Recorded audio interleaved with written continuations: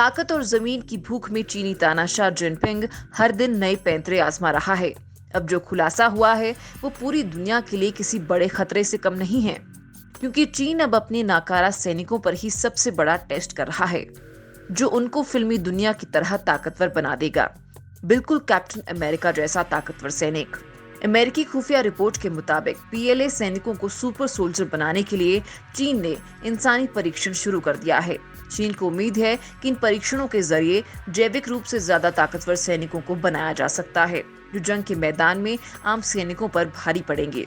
Donald Trump प्रशासन में मई तक राष्ट्रीय खुफिया निदेशक रहे जॉन रेडक्लिफ ने ये चेतावनी दी है।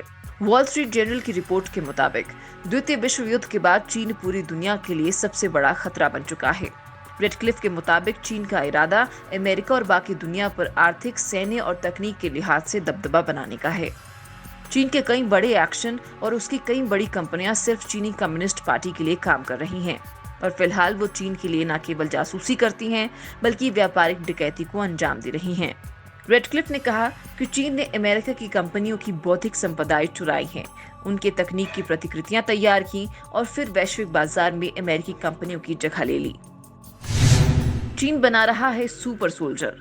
अमेरिकी रिपोर्ट के मुताबिक चीन ने पीपल्स लिबरेशन आर्मी के सैनिकों पर कई इंसानी परीक्षण किए हैं, ताकि उन्हें जैविक रूप से ज्यादा ताकतवर सैनिक बनाया जा सके। शक्ति की भूख को पूरा करने के लिए चीन की कोई नैतिक सीमा नहीं है। हालांकि रेडक्लिफ के इस दावे पर अमेरिकी खुफिया एजेंसी CIA ने कोई प्रतिक्रिया नहीं दी है। अमेरिका के NCB न्यूज के मुताबिक चीन के ये super soldier Hollywood film captain America और यूनिवर्सल सोल्जर की तरह से होंगे। पिछले साल ही अमेरिका के 2 विद्वानों ने एक शोध पत्र लिखा था, जिसमें उन्होंने बायोटेक्नोलॉजी के युद्ध क्षेत्र में इस्तेमाल करने की चीनी मंशा का परीक्षण किया था। इसमें उन्होंने कहा था कि चीन जिन एडिटिंग तकनीक का इस्तेमाल करके इंसान की क्षमता को काफी बढ़ाने में काफी रुचि रखता है। जिन एडिटिंग तकनीक पर चीन ने लगाया दाव। अमेरिकी विद्वानों ने कहा कि चीनी शोध में जिन एडिटिंग तकनीक CRISPR का इस्तेमाल कर रहा है, इस तकनीक का इस्तेमाल जेनेटिक बीमारियों के इलाज और पेड़ों में बदलाव के लिए किया जाता है। वहीं पश्चिमी देशों के वैज्ञानिकों का कहना है कि इस तकनीक का इस्तेमाल अनैतिक है, जो स्वस्थ लोगों की क्षमता को बढ़ाने के लिए जीन्स में बदलाव करने का प्रयास करता है।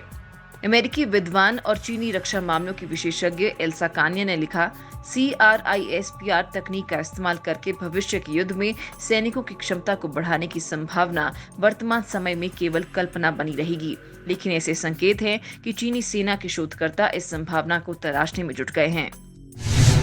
बेहद घातक है इंसानों के जीन्स में बदलाव। चीनी सेना के वैज्ञानिक और रणनीतिकार लगातार इस बात पर जोर दे रहे हैं कि बायो तकनीक भविष्य में सैन्य मामलों में नई रणनीतिक क्रांति लाएगी।